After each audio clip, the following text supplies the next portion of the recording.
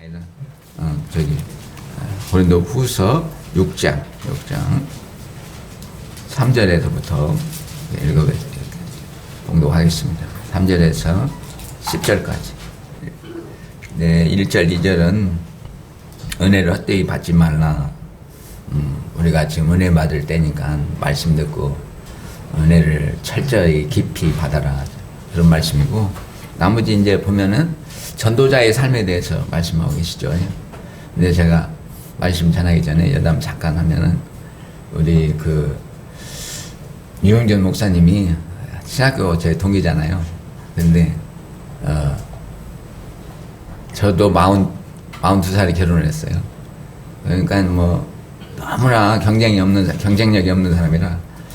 근데 이제 보니까는 우리 유 전도사님이 그 당시에 결혼을 안 하시고 이렇게 털레털레 다니시더라고. 그래서 털레털레 동병상련이 느껴지잖아요. 그러니까 뭐 별로 친할 일도 별로 없는데, 친하게 제가 됐어요. 그냥 뭐 이물없다고 하니. 그때는 나이가 제가 한참 어리게 봐서 저를 한 대살은 거예요. 용준! 그 당시에 지금은 성수기가 이렇게 안 부르지만, 저 선교 가는데 선교 헌금 내라. 그러니까 뭐 우물우물 하더라고. 돈이 없네 어찌네 그런 소리 같아. 야, 5천원만 해. 5천원도 없냐? 가난한 신학생 5천원도 없을 때도 있어요. 저도 뭐 2천원 1,000원 갖고 다녔으니까. 하여간 그걸 들었는지 5천원을 진짜 하더라고. 5천원을 제가 선교를 나갔는데 5천원. 선교를 제가 일찍 나왔습니다. 저 신대원 3년 마침과 동시에 나가버렸으니까. 강사 고시고 뭐 목사 고시고 전부 다 현장에서 와가지고 그냥 한 번에 다 패스하고 머리가 좋아가지고 선교 나가니까 하나님께서 그냥 막 막 건너뛰어 막 이렇게 하신 것 같아요. 다 패스하고. 하여간 5천원을 우리 목사님이 했어요. 그때 전사님이. 근데 그 5천원이 나중에 10,000원으로 변하더라고. 더블로. 그 다음에 이제 지금은 얼마입니까? 맞어. 매월 그렇게 몇십만 원 하죠. 교회적으로 먼 일 있을 때 이렇게 목돈 보내주시죠. 그래. 예. 그리고 또 그렇게 해놓고 본인은 또 번영하지 않았느냐. 그게 아니잖아. 우리가 역사를 다 알잖아. 자기는 돈 벌 능력도 없어. 근데 돈 벌 능력 있는 돕는 자를 또 붙여가지고, 내가 알기로는 그래요. 뭐 얼마나 버리시는지 모르겠지만 하여간 능력자 같아. 그래가지고 뭐 감히 상상할 수 없는 아파트 사시죠 지금? 나는 아파트도 안 없어. 그냥 포장치 놓고 사는데. 네, 하여간 하나님의 능력은 그 일하시는 그 오묘하신 그 방법은 참 우리 상상을 초월하신다. 그 말씀을 드리고 싶고, 저도 이제 42살에 결혼했는데 우리 집사람 저렇게 이 대갈림이 쪼매너가지고 미인이라기보다는 귀엽죠. 귀여운 것이 미인보다 낫습니다. 귀여우면 질리질 않잖아. 하여간 마음을 일편단심. 제가 틀려도 옳다고 그러고 옳다고 하면 칭찬해주고, 어디 가든지 그래 동료의식을 느끼면서 20년째 잘하고 있습니다. 내 마음이 평안하고, 제가 성격이 외향적이라 지금은 이사 코로나 때문에 그렇지 밖에 엄청나게 돌아다니고 또 말도 많이 하고 그러는데, 집에 돌아오면 집사람이 이게 바늘일도 하고 바느질도 하고 그러니까 제 마음이 편안하게 해주고 항상 안정시키고. 그래서 그런 이제 주님의 일을 할 수 있도록 이렇게 항상 24시간 지금 같은 경우 붙어 있는데도 싸움하는 거 없어요. 1년에 한 번씩이나 좀 할까. 그러니까 얼마나 감사한지. 우리 목사님 부부를 뵈도 그렇고 저도 그렇고, 우리 장로님 뭐 말씀드릴 것도 없고, 인텔리전트 하다가 제가 영어가 어디 가서는 제일 안 딸리거든요. 근데 목사님 앞에 맞으면 말도 안 해. 영어로 뭐 우리가 하나요. 영어로 다 한국말로 하는데 그냥 혼자 쫄아. 저 어디 가도 안 딸려요 영어. 근데 쫄아요. 은근히 자랑 좀 하고. 하여간 제가 우리 목사님 이렇게 오니까 하나님의 그 인도하심과 같이 이렇게 조합해서 이제 개성과 그런 기질을 그런 걸 사용하셔서 이렇게 하나님께서 영광 받으시는 걸 보면은 너무 감사하다. 그래서 감사한 마음 갖고 좀 말씀 좀 제 또 삶도 나누면서 전하겠습니다. 여기에 그 전도자의 우리가 이랬으면 전도자의 그 전도자의 삶에 대해서 이렇게 말씀하고 있는데 우리 그 사도 바울 우리가 아시다시피 전도자잖아요. 저는 이제 목사님이라고 누가 부르면 좀 불편해요. 그리고 선교사라고 부르면 좀 편하고 전도자, 이벤젤리스트라고 누가 부른다면은 저는 마음에 좋을 것 같아요. 근데 전도자의 삶을 지금 우리 5절부터 이렇게 보면은 4절부터 매맞고 갇히고 난동 불임당하고 수고롭고 자지 못하고 이런 여러 가지 말을 적나라하게 써놓으셨잖아요. 우리가 그 삶에 대해서는 잘 알고 있잖아요. 근데 제가 이런 것을 다 당하지는 않았지만은 그래도 저도 도둑도 맞아보고 퍽치기도 당해보고 날치기도 당해보고 사기도 당해보고 그리고 이렇게 여행을 우리 사도 바울에 비해서는 뭐 너무나 편한 생활이지만은 비행기 타는 것도 힘들어요. 거기서 1시 이번에도 1시 50분에 한밤중에 비행기 이렇게 가지고 그 꼬리 부분에 타가지고 흔들흔들 하면서 5시간 오다가 거기 타고 또 그 버스 광버스 타고 저기 전주까지 가면요 완전히 파김치 됩니다. 예. 근데 그런 모든 육신적인 어려움보다도 저 같은 경우는 이제 저하고 집사람하고는 아무 문제 없이 너무 잘 살고 그러는데 주위에 이렇게 어려운 일들을 많이 겪다 보니까 이제 선교지에서 선교 현지인들 돌보는 것만 해도 끊임없는 어려움이 오죠. 목회도 마찬가지고 선교지는 이제 차원이 달라요. 왜냐하면 수준 자체가 생각하는 교양이나 모든 것 자체가 이렇게 한 이 정도 된다 우리가 이렇게 기대고 가면은 저 땅바닥 땅속 그렇게 생각하시면 되니까 어렵죠. 어려나 또 그것도 시간이 가면 다 해결됩니다. 말씀을 열심히 복음의 핵심을 십자가의 도와 부활 그 하나님의 그 생명의 줄을 잘 전하면은 떠난 사람도 있지만 또 거기에서 그 복음을 받고 거듭나고 그래서 주의 자녀가 돼서 또 충실하게 이제 교회를 섬기고 이러죠. 지금 그런 상태에 와 있습니다. 그래서 제가 이제 지금은 아주 행복해요. 숫자는 별로 안 되지만은 벌써 이렇게 우리 젊은 가정이 이렇게 결혼해서 아기가 낳듯이 저도 제가 주례해서 아기를 낳아서 3살 4달짜리 이렇게 돌아다니면서 따따 그 나라 말로 할아버지. 제가 거기서 딱 집사람은 좀 할아버지예요. 근데 얼마나 행복한지 몰라요. 제가 제 피는 안 섞였어도 그 둘을 다 하나님 자녀 만들어서 물론 하나님께서 하셨지만 만들어서 결혼시켜서 거기서 아기를 낳아가지고 그게 같이 점심도 먹고 지금 우리는 진작에 이거 무시해버리고 이거 바이러스 무시해버리고 밥 먹거든요.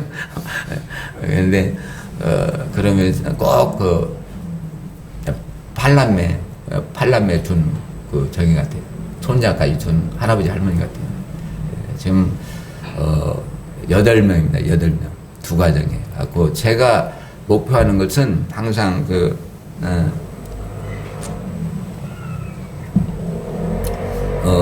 발전기가 되라. 그래서 저는 이게 흐트러요. 붙으려고 하지 않고 제 선교사죠. 그러니까 저는 선교사니까 여기 목회가 아니고 저는 선교사니까 그 복음을 아주 깊이 있게 제 나름대로 열심히 잘 가르쳐서 그 사람들이 스스로 한 사람 한 사람이 쉽게 말하면 전도자가 되는. 그러니까 그것을 다른 말로 하면 발전기 스스로 주님과 연합해서 영적인 능력을 가지고 자기도 살아가고 남에게 복음을 전할 수 있도록 그것이 저의 주님 앞에 기도 제목이고 전략이고 그렇게 합니다. 그러니까 이게 뭐래요? 선교사가 교회를 부흥시키려고 하는 것은 한참 시대적인 뒤떨어지는 사람이다. 이제 하나님은 내로 진보적인 사고를 주셔서 그렇게 합니다. 그래서 지금 이제 많이 나갔죠. 나이가 지금 벌써 30 넘은 사람들이 많이 있으니까. 여기 장가 결혼해서 이제 독립해서 나가고. 그리고 물리적으로 거리가 멀어서 올 수가 없어요. 일단 가면 뭐 3시간, 뭐 4시간, 5시간 이렇게 하는데 올 수 없잖아요. 그러니까 그 대신 하나님 은혜로 또 이렇게 제가 신앙을 시킨다든가 저한테도 말씀을 많이 들은 뭐 한 7, 8년 들으면은 이제 딸이가 결혼 정년기도 되고 그래가지고 하나님 은혜로 또 신학한 사람을 만나게 되고 남자 사역자를 만나게 되고 이렇게 해가지고 그 푸놈펜을 중심으로 제가 남쪽에서 완전히 남쪽에서 사역을 했는데 이렇게 푸놈펜을 중심으로 이렇게 동부로 이렇게 딱 씨 뿌리지듯이 전부 다 이렇게 결혼해서 독립해서 살고 있어요. 이번에도 가면은 제가 4월달 아니면 결혼 시즌이 1월달에서 5월달까지니까 건기 또 한 자매가 제가 이렇게 한 8년 제 안에 8년 9년 더 될 거예요 아마. 그런데 훈련 받고 말씀 배우고 그런데 신학교 졸업하고 남자가 전도사가 산족인데 제일 우리나라 북쪽 강원도에 사는 그 산족이 현재 사역을 하고 있어요 교회에서. 그 형제하고 결혼을 또 인도할 겁니다. 그러니까 제가 해서 되는 거니까 그게 그렇게 만나게 하는 것도 참 너무 어려워요. 기독교인도 적은 나라에서. 그런데 하나님께서 그러한 저희들의 상상을 초월해서 결혼을 통해서 한 가정 꼭 필요한 전략적 요충지에 꽂아놓는 줄로 믿습니다. 그렇게 해가는 걸 보면서 흔히 우리가 선교를 우리가 한다고 하지 않잖아요. 하나님이 하시잖아요. 그 하나님이 하시죠. 그러한 방법을 통해서 이렇게 전략적인 곳에 하나님께서 이렇게 갖다 놓으신다. 그래서 저는 제가 목표하는 것하고 하나님께서 이렇게 목표하시는 것하고 맞아 떨어졌다. 저는 그렇게 생각하는 거예요. 그 기독교 2%도 안 되는데도 어떻게 그렇게 만나겠어요. 그것도 신학을 한 사람들을. 그래서 너무나도 하나님께 감사드리고 또 이렇게 좋은 방향으로 가고 있다는 거. 앙코르와트 여러분 아시죠? 앙코르와트는 캄보디아 서쪽에 있어요. 근데 저는 엔체무대 그랬거든요. 앙코르와트 반대쪽으로 왔나. 앙코르와트가 이렇게 있으면 저는 대각선으로 최 남쪽에 가서 사역을 했거든요. 여기는 앙코르와트 금방에 가면은 우리 장로님 모시고 앙코르와트 한번 가자고 하면 안 갈 수 있어요? 돈이 오는데 눈치 보고 안 갈 수 없잖아. 그냥 한 분 하다 보면 관광 안내원 될 것 같아가지고 말이 어려서 못 알아들으시나. 그래서 제가 그 반대쪽으로 가버린 거예요. 잘 앙코르와트 500km 떨어진. 그래서 이제 사역에만 집중하려고. 그런데 제가 서쪽으로 그런 얘기 갈 일이 없었잖아요. 동쪽으로만 계속 왔다 갔다 했는데 거기를 하나님 말씀대로 네가 밟는 곳마다 그 지경에 이를까지 다 이렇게 하나님께서 세우신다 그랬는데 그렇게 되어 가고 있어요. 그래서 이제 사역이 18년 되는데 하나님께서 일하시고 계신다. 이제 이런 사역자를 통해서 일하고 계신다.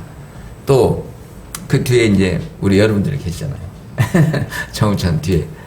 근데 제가 여기로 오면서 보니까 저쪽에서 보니까 간판도 안 보여. 한참 이렇게 보니까 뭐 진리에까지만 보여.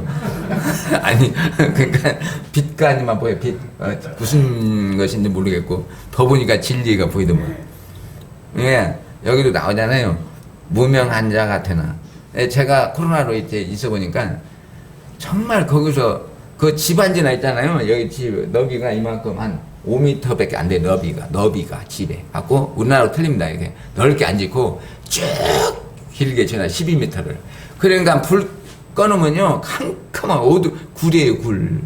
그런 데서 거기다 도시도 저기 시골도 아니고 도시니까 그 사람하고 그 접촉하는 그런 것도 없고 쉽지도 않고 아침에는 거기서 있다 보면은요 정말 가깝습니다. 가깝게. 저는 현지인 속으로 깊이 들어갔기 때문에 뭐 한국인들 선교사들 만나지도 않고 한국인하고 집사람하고 감성이 뿐이 없으니까 그러다 보면은 나 혼자인가 그런 생각이 들 수 있어요. 그래서 제가 여기 와서 부탁도 해요. 좀 전화 좀 하라고 좀 할 일 없고 시간 없으면 전화 좀 해서 좀, 아이, 정성교사님, 어떻게 지내셔? 그러면 그냥 눈물 흘리고 좋아할 텐데, 감동을 해가지고. 그런데 전화한 작자가 없어.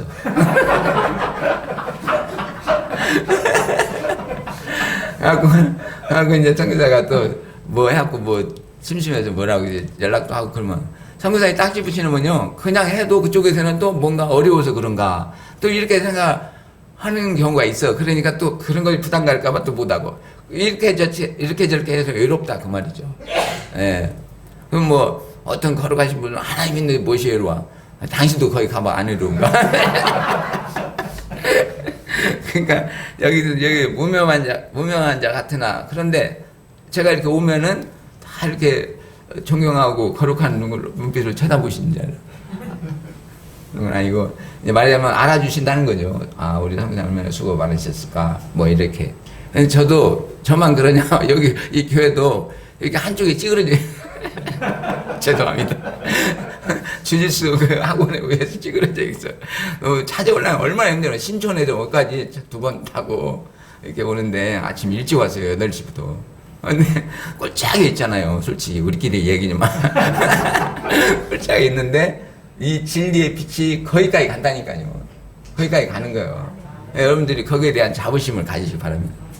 하나님의 자녀로서 비록 우리가 주짓수 학원 지금 주짓수 지금도 합니까?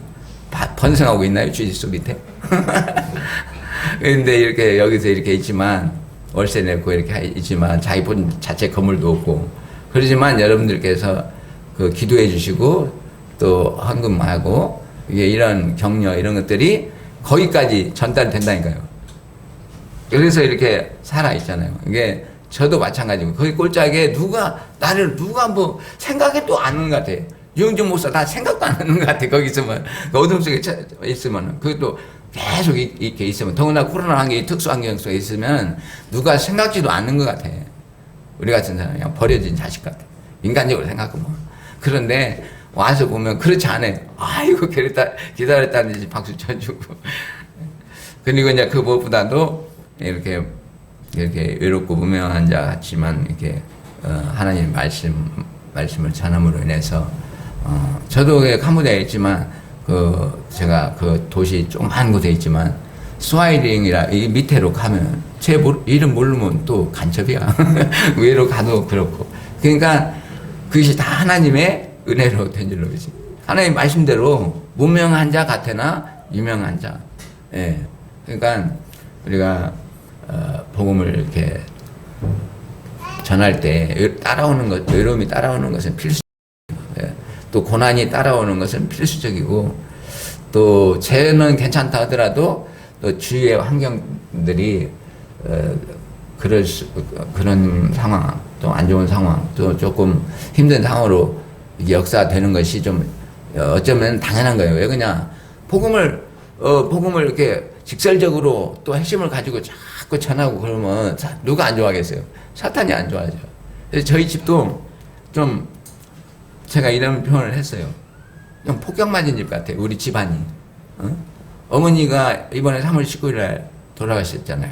근데 제가 어머니를 이렇게 다 모시기 때문에 오남매지만은 뭐 누님은 노인돼서 그렇고 또 어찌고 사정들이 다 있어가고 형은 큰형은 또 갇혀있고 병원에 정신병원에. 네. 또 제가 불러드려서 15년 동안 선교한 그 형님은 또 췌장암 3기로 그런 상태에 있었고 아니 뭐 또 제 여동생은 또 신천지에 빠져갖고 또 고통 또 고난도 예. 그러니까 보면 폭격 맞은 집안 같아.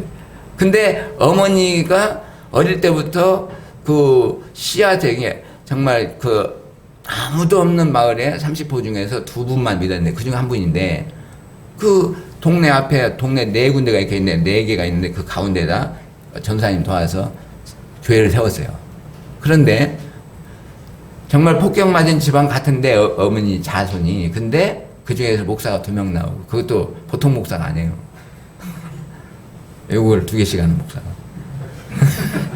그 선교사 1명 나오고 어머니 당대 거기다가 또 그 교회 구이 남북교회라 구이면 전북 완전 구이면 한가리 망산 구이 남북교회 딱 세워서. 그래서 제가 못 나오니까 장례식도 제대로 못한 것 같아요. 못했어요. 그래서 이제 가묘 형태로 이제 화당에서 가묘 형태로 계시던 요양병원 그 산기슭에 이렇게 해놨는데 제가 와서 지난주에 저는 뭐 올해 훈련까지 합치면 20년에 나가 있기 때문에 이게 장례 그 우리나라 문화가 얼마나 이렇게 추모관이랄지 뭐 이런 개념도 잘 없고 그래서 이제 알아보고 거기다 가서 보니까 어머니 모시는데 너무나 자식으로서 좀 아무리 영혼 없는 시신적이지만 마음이 아프더라고요. 그래서 제가 이제 마음 준비하고 알아보고 해가지고 정읍 시에서 이렇게 하는 거기에 모셨습니다. 근데 그걸 하는데 집사람하고 밤에 사정이 있어가지고 밤에 후라시 불을 비치면서 집사람하고 어머니 그 의실을 다 팠어요. 다시 나무 상자로 넣어놓은 거예요. 다시 파서 제 차에다가 하룻밤 모시고 그 다음날 가서 사정했더니 그러시라고. 그래서 은혜롭게 잘하고 마치고 어머니를 그렇게 보내드리니까 어머니가 너무 쾌활하시고 상냥하시고 또 머리도 진보적이시고 머리도 좋으시고 이런 분인데 오직 했으면 별명이 변호사겠어요. 변호사 얼마나 똑똑하셨어요. 그러니까 그런데 그렇게 보내드리니까 그 하얀 가루 이렇게 제가 다시 함을 사서 한지로 만든 걸 사서 이렇게 가는 가운데 하얀 그 가루 이만큼 와, 저 실감이 안 나는 거예요. 그 어머니 생전에 그 활력 있는 모습과 그 실감이 안 나. 그런데 모셔드리고 가만히 주님한테 기도하면 생각해 보니까 이렇게 하면 안 되겠다. 그래서 어머니가 세우신 교회, 시골 교회를 목사님께 전화를 드려서 이래저래 해서 어머님이 3월 19일날 초청하셨는데 제가 가서 성도님들에게 보고가 잘 됐는지 안 됐는지도 모르겠으니까 제가 가서 말씀드리고 좀 나누겠습니다. 그랬더니 알았습니다. 그래서 가서 예배 끝나고 다 끝나고 한 10분 정도 얻어가지고 제가 이제 떡 교인 수대로 한 30명 되는데 전부 떡 준비하고 과일 준비하고 헌금도 걸맞게 준비해서 갖고 와서 다 하셔요 우리 어머니. 그러니까 그 시골 교회니까. 제가 또 어머니를 많이 닮았기 때문에 아이고 다리꼴떡 막둥이 아들이구만. 그래 어떤 분은 선교사 됐다니 아이고 그냥 귀하신 분 되셨네 거룩하시고. 그래 말씀 나누고 어머니를 그렇게 해서 기리고 왔습니다. 제 나름대로의 그 장례식을 하나님 안에서 치른 거죠. 그때는 얼마나 마음이 흡족한지.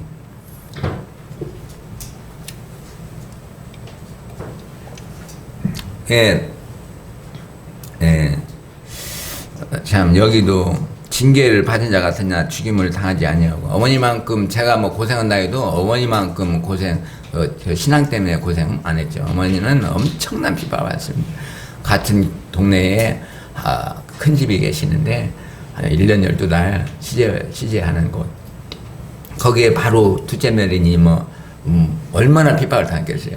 제가 음식 안 만드니까 말도 못합니다. 아버지한테도 많이 맞기도 하시고 새벽 갔다 와서 어머니가 콧노래로 찬송 내가 이렇게 쌀 찢고 있으면 가리에 쌀 엎어버리고 막 이랬어요. 제일 어려움을 당하고 그 가난과 질고 속에서도 어머니가 그 신앙을 지켜가지고 결국은 그 정말 폭격 맞은 친구가 큰아들은 정신병원에 있지 지금 현재 둘째 아들은 저렇게 췌장암 상기지 딸은 저렇게 신천지가 있지. 그런데도 그 중에 목사가 2명이 나오고 저기 선교사가 1명이 나오고. 그러니까 그렇잖아요. 우리가 이스라엘을 봐도 그렇고 저기 우리 평양을 봐도 그렇고 우리 기독교의 본산지가 평양이잖아요. 거기에 부흥에 의해서 이렇게 이루어진 건데 보십시오. 그 악한 영이 다 장악하고 있죠. 그러니까 우리가 저도 그런 의미로서 해답을 조금 얻습니다. 그러니까 복음을 강력하게 전하면은 모든 사람과 친구가 될 것 같지만 그렇지 않아요. 현실은 사실은 복음을 강력하게 전하면 사탄의 역사에 의해서 사탄의 역사도 강력하게 온다는 걸 저는 혼자 생각하고 있습니다. 그런 것 같고 그래서 그런 이스라엘도 그렇고 평양도 그렇고 우리 한국에 그런 한쪽을 딱 잡고 있잖아요. 어둠의 세력이. 우리가 지금 미국 인구 비례하면은 미국보다도 우리가 성교사가 더 많잖아요. 그냥 딱 잡고 있잖아요, 얼굴에. 막 맨날 정치 이념으로도 이렇게 날카롭게 착 날카로운 거잖아요. 난리가 아니고. 그러니까 왜 그러냐? 그걸 좋게 해석하면 우리가 복음을 전하기 때문에 그래요. 저는 그렇게 믿습니다. 제 집안만 봐도 그래요. 복음을 저도 우리 목사님이 좀 아실지 모르겠지만 아시겠지만 제 성격상 그냥 돌려서 말 않거든요. 강력하게 하니까 거기에 따른 반작용도 있다. 여러분들도 겁먹지 마시고 강력하게 하시기 바랍니다. 예, 제가 정답이 이런 것 같아요. 기독교인은 모든 것 항상 평화롭고 항상 기쁘고 뭐 항상 좋은 것이 아니라 고난 가운데 그걸 이기는 그런 기쁨, 고난 가운데 오는 평강, 그게 정답이지 뭐 기독교인이라고 해가지고 모든 것이 기쁘고 잘 되고 형통하고 그런 게 아니다. 제가 봐도 그래요. 어릴 때부터 우리 어머니 인생을 봐도 그렇고 또 제가 이어서 목사가 되고 선교사가 되면서 또 선교지 현장에서도 그래요.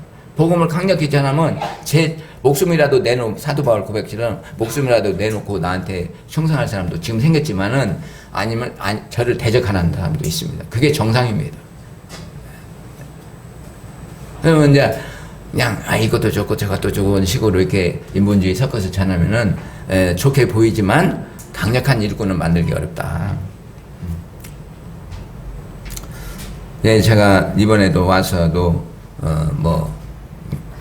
제 10절 말씀대로 근심한 자 같으나 항상 기뻐하는 그런 삶을 살고 있습니다.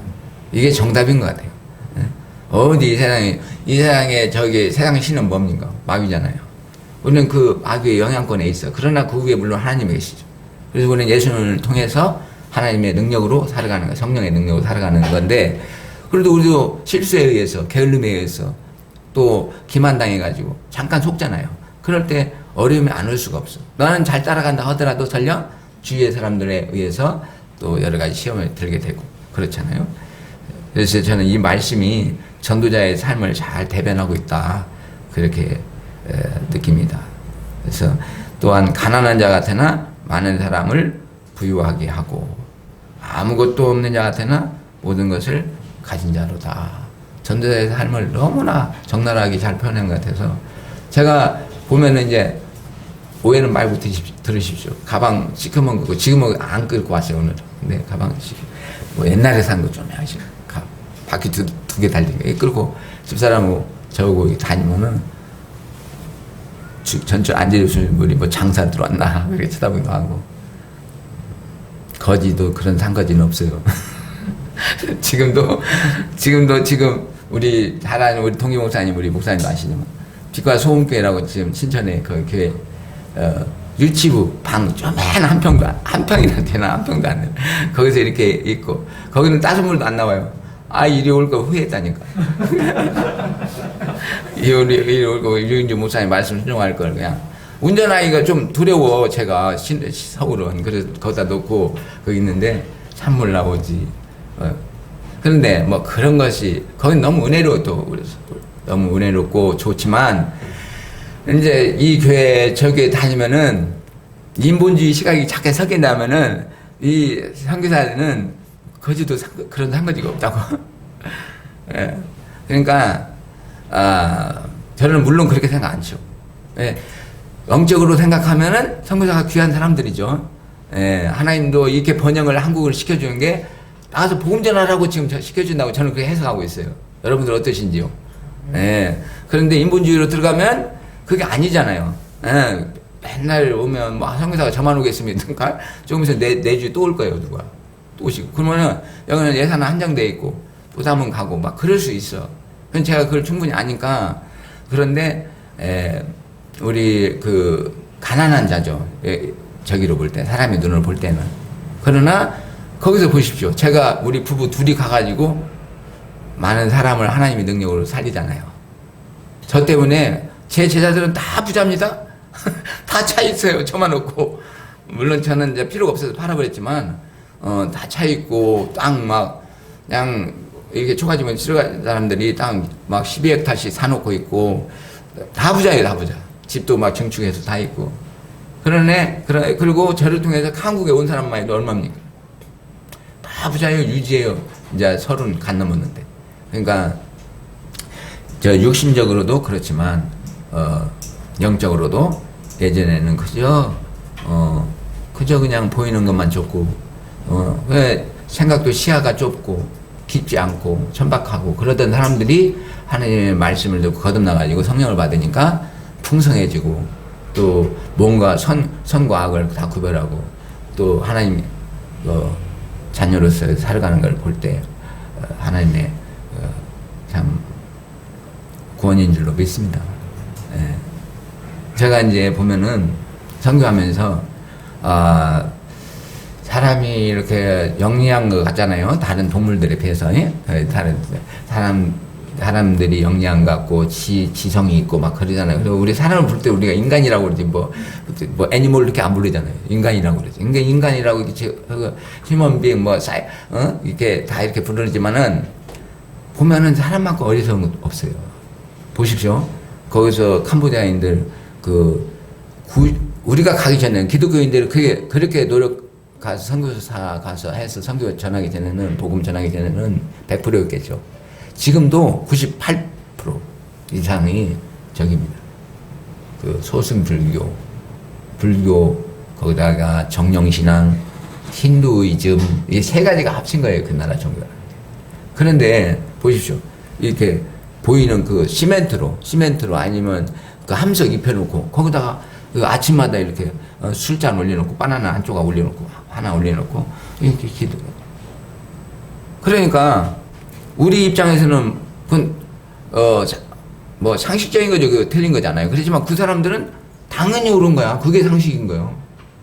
그러니까 우리가 볼 때, 이게 이런 거, 이렇게, 야, 저 우상단지하고 이거하고 재질이 똑같대. 이런 거, 퀄리티가 똑같다고.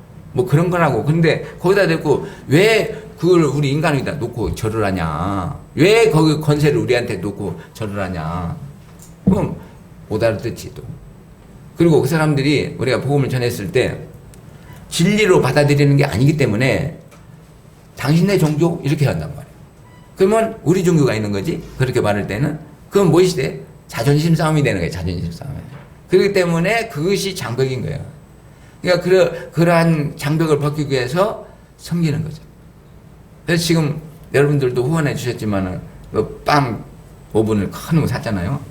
사가지고 이제 제가 빵을 구워서 우리 애들하고 연습도 할 겸요. 그러면 빵을 2kg, 3kg 구워요. 갖고 옆에를 다 나눠주니까 그 사람들 생각할 때는 우리가 빵 장사하려고 시음을 한번 시키는 거예요.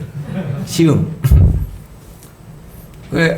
그런데 매주 줬거든. 매주. 한 달만 한두 번 주고 말지 않을 때는 계속 주거든. 한 달이 아니고 두 달이 아니고 지금 1년을 계속 주니까 이제는 어떻게 되는 상황이 벌어졌나. 그 사이에 제가 중절모를 하나 딱 써가지고 탁 쓰고 약간 회색. 여기서는 좀 남사지도 안 쓰지만 그거 딱 쓰고서 그 골목을 가면요. 우리 한 50대, 40대가 다 제가 골목 스타 돼버렸어요. 빵을 줘도 1년 내에 줘버리니까. 그냥 무료로. 그래서 이제 지금은 그런 분 저 예배에 참석해도 돼요? 이래요. 그리고 제가 올 때도 9시 반에 거기서 9시 반이면은 상당히 깊어요. 방이 한밤중이에요. 문 다 닫아버려요. 8시도 안 돼요. 다 문 닫고 그러는데 9시 반에 자기 차를 꺼내가지고 저를 공항까지 태워다 줘요. 그러니까 이제 교제가 이루어지는 제 연배인데 교제가 이루어지는. 그러니까 맨 처음에 신참 그 선교사는 지 열정에 차가지고 막 전하고 다니고 막 캄보디아 말을 복음 전하고 막 주고 다니고 그런다고 되는 것이 아니라니까요. 노숙하게 되면은 그렇게 일단 섬겨야 돼. 일단 그래야지 그 무장 해제를 시킬 수가 있어. 근데 섬기는 방법도 주님 방법 조건 없이 조건 없이가 뭐냐면 예수 예자도 꺼내지 말아야 돼. 섬겨. 자그마치 1년을 섬기냐 아무리 마음에 철벽을 깔아서 그게 안 깨지겠어요. 그래서 지금도 그런 조짐들이 보이고, 뭐 주일학교도 한 20명, 25명, 어쩔 때는 30명, 어쩔 때는 15명 이렇게 오죠. 빵 먹으러 오죠. 그 틈을 놓치지 않고 전하는 거죠. 예. 그렇게 선교사역이 이루어지고 있습니다. 근데 사람이 그렇게 어리석다고요, 우리가. 그래서 보세요. 이슬람권에 가보세요. 분명히 틀리잖아요. 우리 성경의 해석에 보면 이슬람은 잘못된 교리에 있잖아. 근데 거기에 더 충실하다 보면 극우가 돼가지고 자기 여동생도 죽여버리잖아, 잘못하면. 명예살인을. 그러니까 거기 가서 하시는 우리 성사님들은 답이 안 나오는 거예요. 답이 안 나오고. 그러니까 7년 만에 딱 한 영혼 구했다고 하잖아. 7년 만에. 그것도 구하면 다행이지.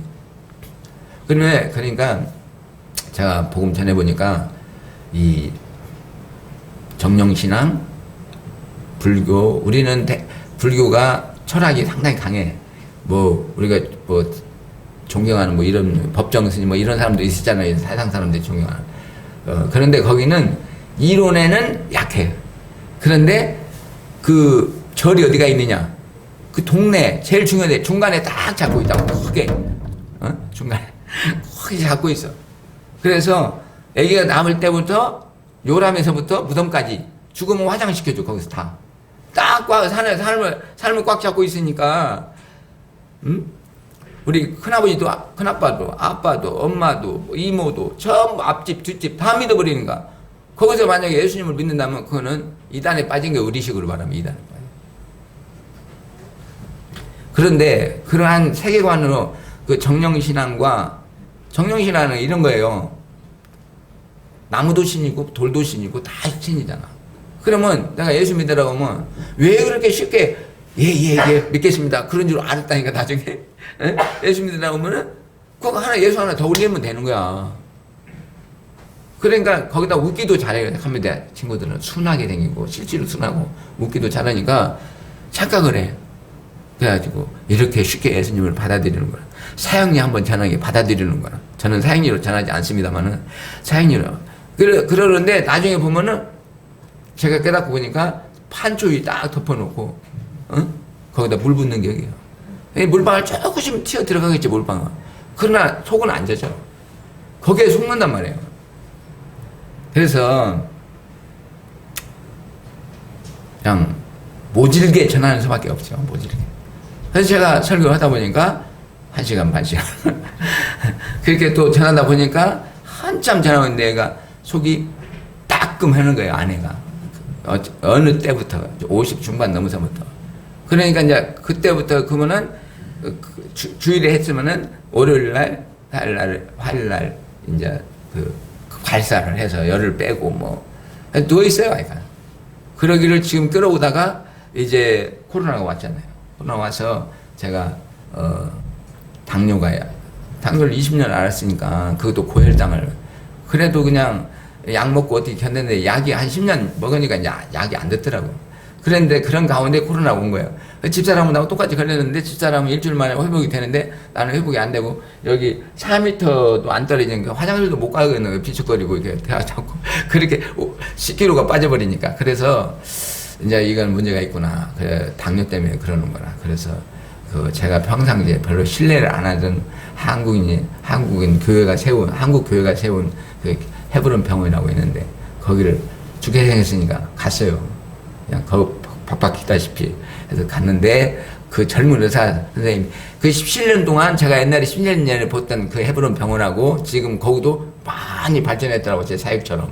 그러니까 검사해 보시고 주사요법으로 바꿨어요. 이게 먹는 약에서 주사요법으로. 그래서 보시다시피 주사요법으로 바꿨으니까 살이 좋고 오르고 다시 62kg로 회복이 됐어요. 거기다가 이제 옛날에는 아무리 해도 뭐 혈당이 똑같은데 뭐 운동을 뭐라고 해요. 힘들게. 그런데 지금은 이제 그 식전에 80까지 떨어지고 이게 희망이 보이니까 막 열심히 해야죠. 열심히. 제가 푸시업 몇 개 한 줄 아세요? 푸시업. 어른신 몇 개 한 줄? 80개, 80개. 장로님 도전 받으세요. 저다가 잠오면 파시게 합니다. 그러면 좀 있으면 바로 자요.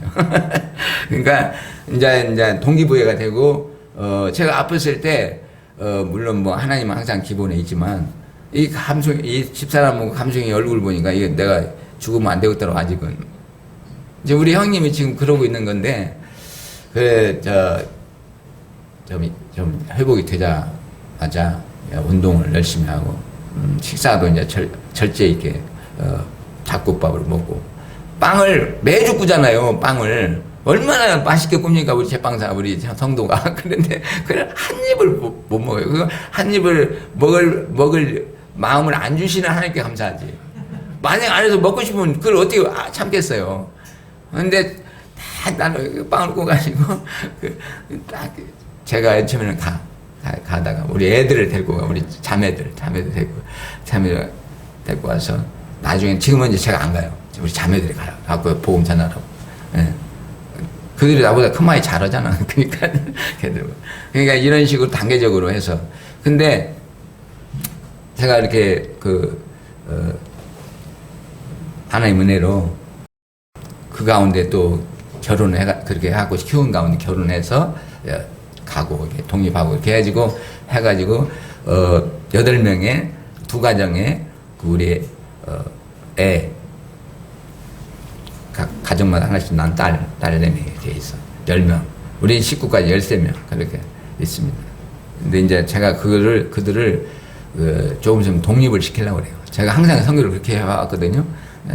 지방에도 이렇게 해서 일찍 세워 일찍 뭐 설교를 잘 시켜. 맨 처음에는 뭐 기가 차지 뭐 설교인지 무엇인지도 모르겠고 제가 한 말 그대로 따라서 하고 그렇지만 계속 1년 2년 3년 계속 시키면은 지가 두 가지 효과가 있어요. 지가 설교도 늘지만 지가 믿음이 자라요. 그렇게 해서 어떻게 보면 좀 보편적인 방법은 아니죠. 그런데 그렇게 합니다. 그래서 다 그렇게 세워놨잖아요.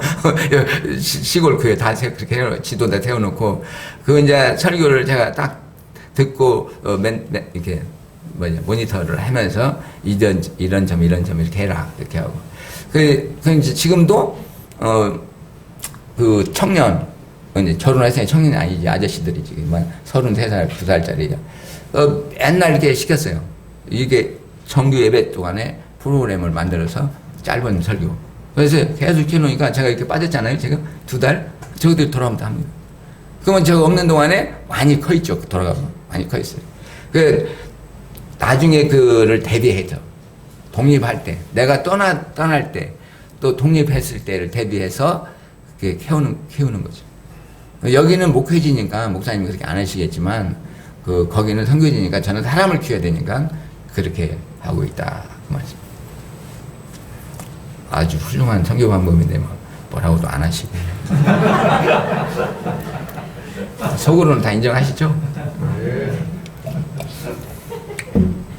자화자찬에 기술이 있어요.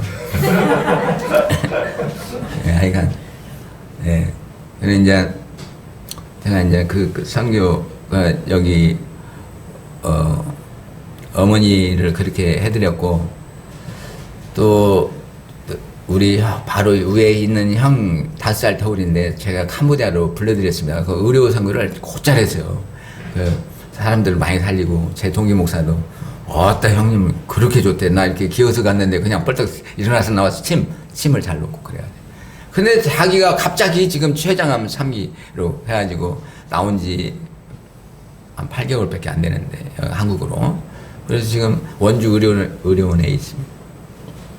제가 가서 손을 딱 잡고 이제 그러니까 이제 의사들도 마음을 정리하라고 하는 단계이기 때문에 제가 사역자로서 동생으로서 인간적인 정도 있지만 그러나 또 사역자로서 해야 될 일이기 때문에 뭐냐면 복음을 확인하고 또 부활의 소망을 이렇게 심어주고 그런 것뿐이 없겠더라고요. 그래서 손 꽉 잡고 기도하고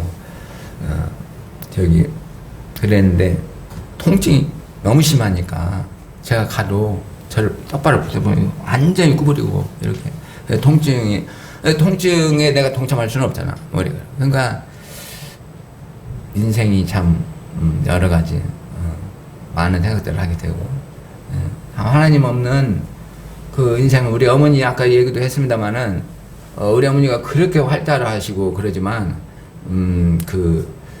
한 줌의 재로 그냥 이렇게.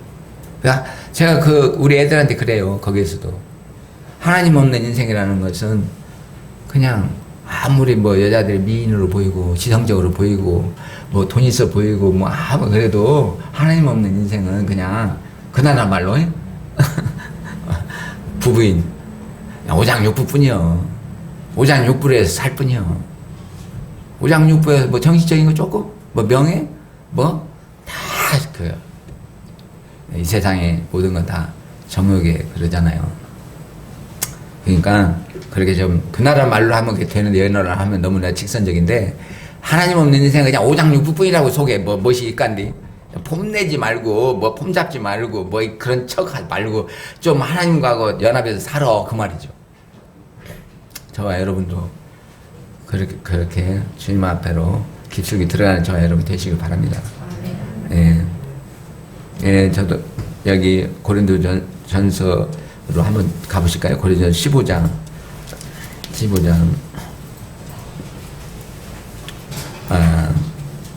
16절부터 한번 잠깐 같이 복록하시겠습니다. 같이 읽으시겠습니다. 고린도전서 15장 16절부터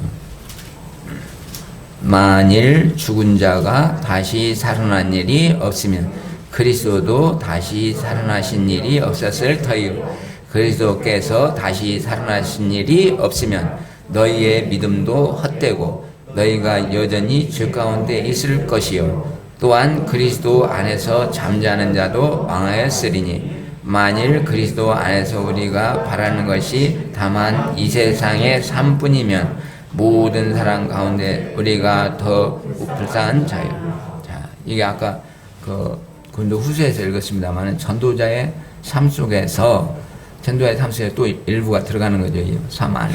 그러니까 만일 그리스도 안에 우리가 바라는 것이 다만 이 세상의 삶뿐이면 만약에 부활이 없다면 죽고 끝나버린다면 그런다면 모든 사람 가운데 우리가 더욱 불쌍한 자라. 가장 불쌍한 자라. 왜? 자원에서 가난해지고 자원에서 모든 걸 포기하고 자원에서 고난당하고 자원에서 핍박당하고 그것이 우리 전도자의 삶이잖아요.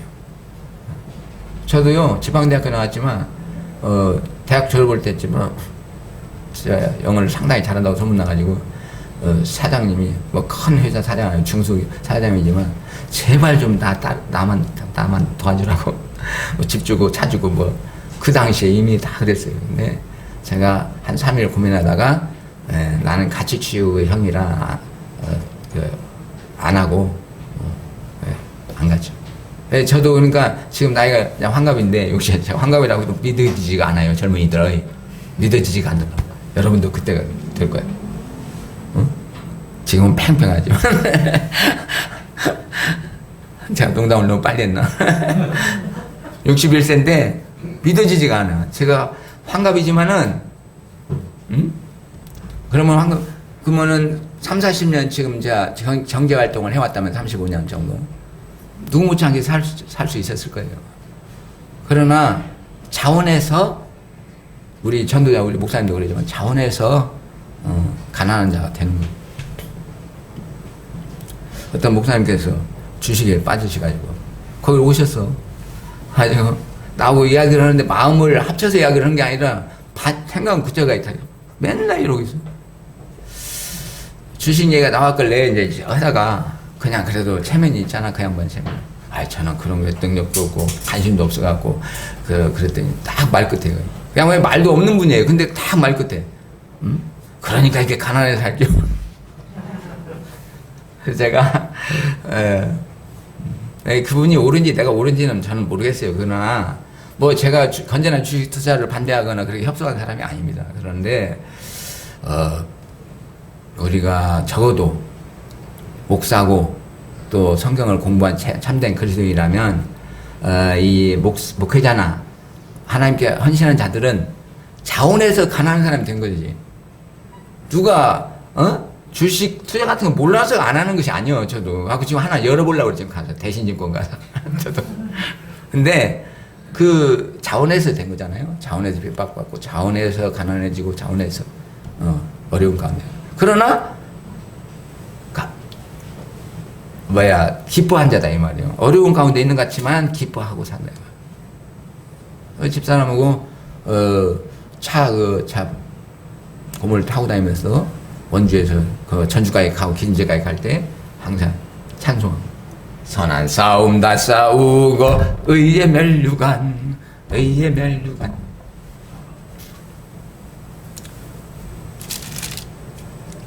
여러분들도 그런 삶 사시기 바랍니다. 뭐 삶이 얼마나 힘들어요. 저도 압니다. 사회생활 10년 해봐가지고 아는데 죄송합니다. 우리가 이 말씀처럼 근심하는 자 같으나 항상 기뻐하는 여러분 되시고, 그리고 자부심을 가지기 바랍니다. 여기 이렇게 깊은 꼴짝이에 있는 교회지만 저 캄보디아 아니면 또 아프리카까지 진리의 빛이 전해진다. 여러분들이 거기에 동참하고 계신다. 거룩한 사역에 동참하고 계신다. 자부심을 가지고 사시기 바랍니다. 제가 그냥 61세 먹더만 그냥 갱년기가 왔나 맨날 그냥 눈물을 자꾸 나요. 눈물이 갱년기가 나. 예. 특별히 이번에는 좀 와가지고 여러 가지 그런 일들이 있었는데 찬송만 하면 그냥 눈물이 나고, 돈 없어서 돈 달라고 눈물하는 거 아니니까 눈물이 나고. 근데 그게 답 같아요. 근심하는 자 같으나 항상 기뻐하게 사는 것이 우리 능력이 아니고 하나님께서 내리는 성령의 능력인 줄로 믿습니다. 그래서 내 험한 세상 끝까지 승리하신 여러분 되시기 바랍니다. 사명 감당하신 여러분 되시기 바랍니다. 네, 감사합니다. 기도하겠습니다. 하나님 아버지 참으로 감사합니다. 아버지 하나님께서 무한하신 사랑으로, 지극하신 사랑으로 인도해 주심을 감사합니다. 어렵고 각자 우리 성도님들 어렵고 힘든 환경이 있은 줄로 믿습니다. 그럼에도 우리 사도 바울의 고백처럼 근심하는 자 같으나 기뻐하는, 항상 기뻐하는 저희들 되게 하여 주시옵소서. 살아있는 믿음이 있게 하여 주시옵소서. 하나님 아버지, 이 세상, 보이는 세상이 전부가 아니고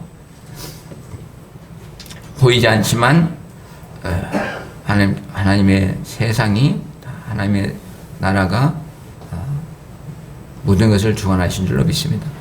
거기에 주목하는, 우리의 포커스를 우리가 거기다 맞추는, 하나님의 나라에 맞추는 저희가 되기를 원합니다. 하나님 나라에 맞춤으로 인해서 이 세상 끝에 쉽게 흔들리지 않는 견고한 신앙인, 기뻐하는 신앙인, 평강 가운데 걷는 신앙인이 될 줄로 믿습니다. 우리 사랑하는 유흥전 목사님과 장모님, 또 모든 귀하신 성도님들, 심령 위에 하나님께서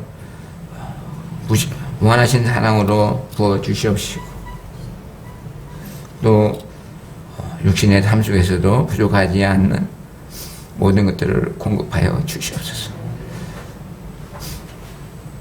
이제는 우리 주 예수 그리스도의 은혜와 지극하신 하나님의 사랑과 자비하시고 항상 우리와 소통하기를 원하시는 성령님의 교통하심이 우리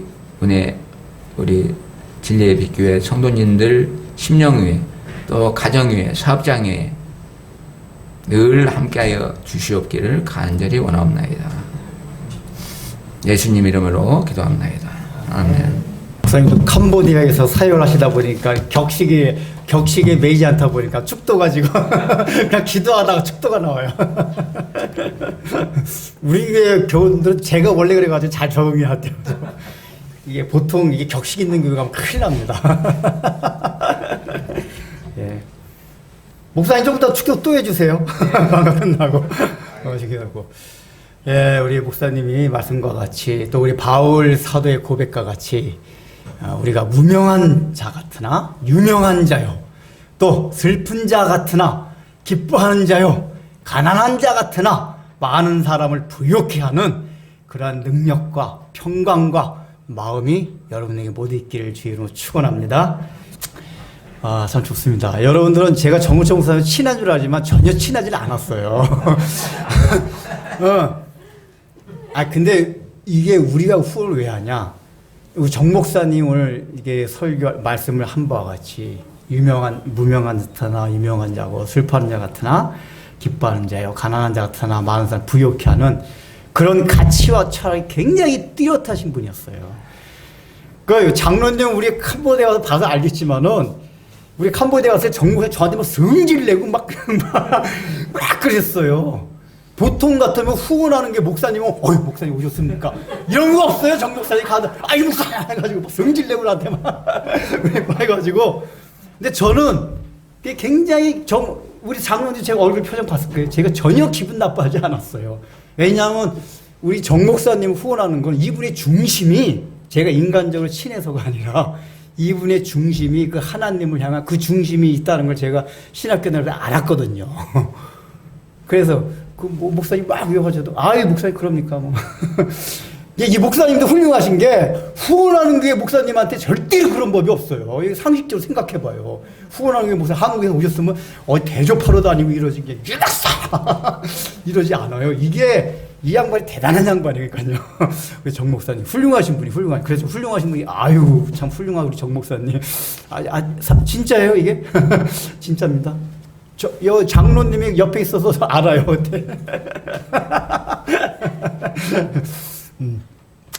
그만큼 이제 우리 정 목사님이 굉장히 마음이 하나님을 향한 그것만 있지 인간적으로 막 어떻게 후원을 받아볼까 이렇게 해가 이런 게 그런 게 전혀 없어요. 그냥 하나님을 향한 그 올곧은 마음만 가지고 그렇게 하기 때문에 그래서 또 정 목사는 이제 인간적으로 친한 그걸 떠나서 제가 정록 목사님은 그리스도 안에서 사랑하고 또 이게 이제 우리가 힘 닿는 데까지 이렇게 이제 같이 후원하고 기도하고 그러고 있는 것입니다. 여러분도 동일한 마음으로 우리가 그리스도인 공동체 특징이 그거예요. 인간적으로 친하고 그게 아니라 그리스도 안에서 하나가 되었기 때문에 우리는 친하고 마음을 나누고 그럴 때 우리가 이게 교회 안에서 받는 상처나 막 그런 것도 없어지는 겁니다. 안녕하세요. 하여간 그 말 듣는 너무 오늘 기분이 좋아가지고 제가 이 말씀을 드립니다. 정 목사님 네. 사랑합니다. 미투. 그래서 참 좋습니다. 그 빵 그것도 지난번에 제가 보고 드렸었나요? 그때 드렸었죠. 그때 아마 코로나 상황 중이었어 그래가지고. 저희 곳에 얼마 후원했나도 기억이 안 나네요. 얼마 후원했지 우리 교회가? 저도 까먹었어요. 우리 그런 거 다 한 몇백으로 알고 있는데 목사님 도와달라고는 아닌데 뭐 대화하다가 그 얘기가 그 얘기가 나와가지고 우리 교회에서 그러면 힘나는 데 한번 해겠습니다. 내가 도와드리겠습니다 하고 이제 최 집사님하고 저기 해가지고 한 몇백을 했는데 500인지 얼마 500 했나? 그래, 하여간. 되는데, 그 사역이 지금 이게 많은 또 이렇게 결실을 맺고 있으니까 참 좋습니다. 예. 저기 방울성교회 훈련받고 파송받을 때 척조 중앙교회라고 50년 된 교회, 50년 기념으로 저를 파송했어요. 대우가 얼마나 좋던지. 한 달에 150만 원씩 주고 또 1년에 2달치를 300만 원씩을 저축을 해가지고 저를 주기로 제가 뭐 원하는 것도 아니고 그쪽에서 이렇게 결정해서 한 800명 되니까요 그 당시. 근데 그분들이 앙코르와트 보러 온다고 저한테 연락이 왔어요. 그 앙코르와트 거기 우리 프롬바에서 500km 되거든요. 목사님하고 장로님하고. 제가 어떻게 했겠습니까? 다녀오시라고. 거기 다녀서 프롬페이를 오시라고. 난 프롬페이 있을 테니까. 제 스타일 알겠죠? 그런데 그리고 저보고 그랬어요. 와서 그동안 130명 막 예배 드리고 있으니까 장로님 주파동교회 장로님하고 목사님하고 빨리 땅 사라고. 우리가 잘 삽니다. 2헥타, 3헥타 빨리 살이야. 성도가 없는데 뭔 땅을 삽니까? 아니 저게 성도지 뭡니까? 그래서 아니 저 성도가 아니라 이제 태신자라고 땅을 안 샀습니다. 네, 땅을 인간적으로 보면 제가 어리석죠. 이제 그럼 땅 사놨으면요 저 갑부됐어요. 땅 얼마나 땅값이 올랐는데. 네, 그리고 어머니가 직장에 걸리셔가지고 제가 또 그때도 어머니를 책임져야 되기 때문에 6개월만 주십시오. 어머니 간호해야 되니까. 그랬더니 안 된다고 그러더라고요. 바로 저 그럼 사임하겠습니다. 제가 이런 스타일입니다. 뭐 잘났다는 게 아니라 스타일이 그렇다고요. 그러니까 뭔가 제가 옳다고 하는 것에 대해서는 나쁘게 말하면 아집일 수 있죠. 그러나 좋게 말할 때는 소신을 굽히지 않아요. 네, 그런 의미에서 우리 목사님께서 흉을 보신 줄 알겠습니다. 대중 앞에서. 근데 뭐 봐도 돼요. 자유니까. 그쵸? 평가는 여러분들이 하세요. 아니 우리 나는 아니 먼저 그러고 그래서 내가 강직하게 그것도 우리 어머니를 닮았습니다. 강직하게 아버지가 동명이인으로 설교 또 한 번 할게요. 아니 아버지가 동명이인으로 끌려갔어요. 법정에 증인으로 가가지고 아버지는 일자무시거든요. 딱 서가지고 내 남편이 무식하고 나무만 할 줄 알지만 하는 줄 알지만 돈도 못 벌고 그러나 저기 할 사람은 아니요. 도둑질 할 사람은 아니요. 동명이인으로 잡혀가기 때문에 어머니께서 그 촌부가 하시는 말이에요. 당신들 이런 때를 위해서 지장 찍는 거 아니요? 그때가 이미 몇 년 전이야? 70년 전이야. 그 촌부가. 그러니까 직결 석방됐어요. 그러니까 그러한 기질과 지금으로 교회를 우리 그 교회 어머니가 진 교회도 그 헌납하신 장로님이 나중에 욕심내고 다시 돌라고 해요. 재판이 붙었어요. 그래서 어머니가 증인은 혼자 살았으니까. 하여튼 생판 보지 않는 담임 목사님을 위해서 아닙니다. 목사님이 옳습니다. 자기가 다. 그래서 교회를 지키기도 하고. 그래야 이제 그러한 기질적으로 어머니한테 닮은 게죠. 그래서 하나님께 감사하고 또 선교사 전도자로서는 아주 딱 맞는 기질이에요. 틀린 건 틀리다. 맞는 건 맞다. 목회는 못하지. 목회 제가 하면 다 나가버려요. 다 도망가버려요. 그러니까 하나님께서 기질과 역량에 따라 적두에 쓰신다. 그러니까 뭐 누가 잘났다 그 소리가 아니라 하나님께서 하신다 그 얘기죠. 할렐루야. 아멘. 할렐루야. 아멘. 우리 청년 나만 쳐봐 계속 좀 불만 있게 쳐다보시면 우리 목사님 스타일로 축도를 하겠습니다.